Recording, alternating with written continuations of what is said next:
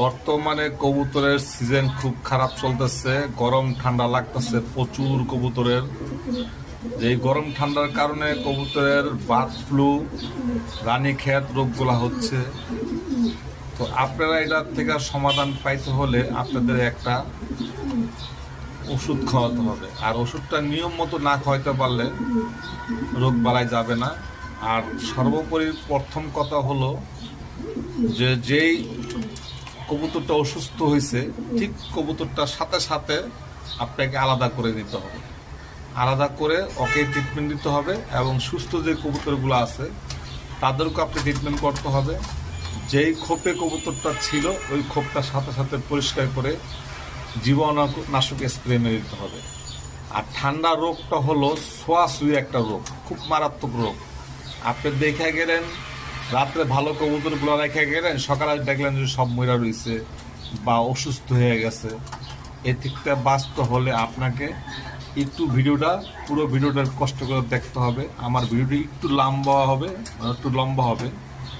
যারা এই ধরনের অনেক ভিডিও করে কিন্তু আসলে প্রপারলি যে ট্রিটমেন্টটা ওটা আসলে অনেকে বলে না। বলে যে এই ওষুধটা খাওয়াই দেয়, ওষুধটা আপনি কীভাবে খাওয়াবেন, কত পরিমাণ খাওয়াবেন, কতটুকু সিরিঞ্জে কয় বেলা খাওয়াবেন, এগুলো আসলে তেমন একটা কেউ কিছু বলে না।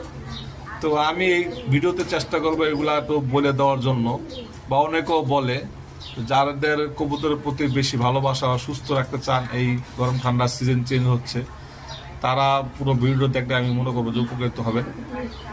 আর যদি অল্প একটু দেখে যদি চিকিৎসা করেন তাহলে ভালো হবে না, বরঞ্চ আরও ক্ষতির দিকেই যাবে, এটা আমি নিশ্চিত গ্যারান্টি বলতে পারলাম। আর যদি আপনি ঠিকমতো চিকিৎসাটা করেন ইনশাল্লাহ রিকভারি হবেই।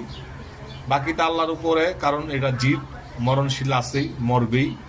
তাহলে ওটা নিয়ে ঘাবড়ানোর কিছু নাই। আর অসুস্থ হলে মাথা ঠান্ডা রাখতে হবে। অনেকে আছে লতা পাতা, এই হলুদ মরিচ খাওয়ায়, ঠিক আছে এগুলো খাওয়ান, ঠিক আছে, এগুলো খাওয়াইতে হয় হলো সুস্থ কবুতরদের জন্য, অভ্যাস করাইতে হবে। যদি আপনি অভ্যাস না করান তাহলে এইটাও বিপরীত আছে, কারণ এগুলো হলো দানাদার খাবার জাতীয় প্রাণী, এদেরকে অভ্যাস করাইতে আস্তে আস্তে। তাহলে আমি আপনাদেরকে যে ওষুধটা দেখাবো এবং নিয়ম কানুনটা বলে দেব সেটা আমি দেখাচ্ছি।